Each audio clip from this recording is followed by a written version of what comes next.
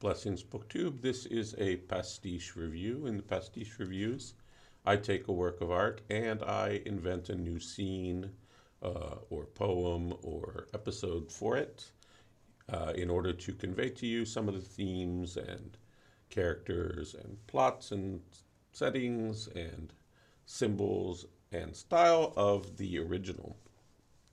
These are original works composed by me. This one in honor of the Crescent moon by Tagore. This is a 1926 Bengali work. Tagore was the first Asian Nobel laureate. This is called A Poet's School.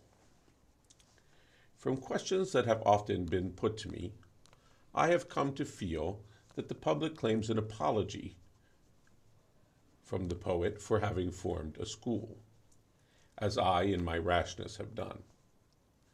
One must admit that the silkworm which spins and the butterfly that floats on the air represent two different stages of existence, contrary to each other perhaps.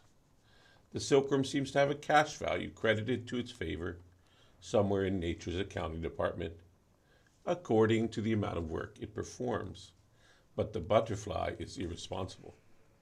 The significance which it may possess has neither weight nor use, and is lightly carried on its pair of dancing wings. Perhaps it pleases someone in the heart of the sunlight, the Lord of colors, who has nothing to do with account books and has a perfect mastery in the great art of wastefulness.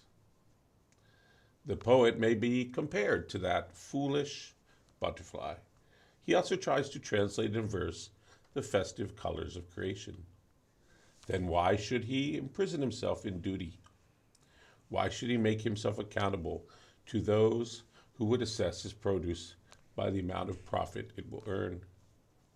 I suppose this poet's answer would be that when he brought together a few boys, one sunny day in winter, among the warm shadows of the tall, straight solid trees, with their branches of quiet dignity, he started to write a poem in a medium not of words. So Tagore is best known probably for his poetry collection, readDANculous.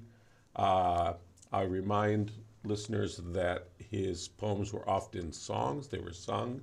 Indeed, he wrote the national anthem for two nations. It might be a record in India and Bangladesh, both. And he used his works for their anthems. And he also, wrote plays and essays, all kinds of things. But one of his greatest legacies is in education. He wrote the textbooks that were used to teach Bengali for decades and decades. And he established schools, and this is a bit what this poem is all about. Hope you enjoyed it. Thank you.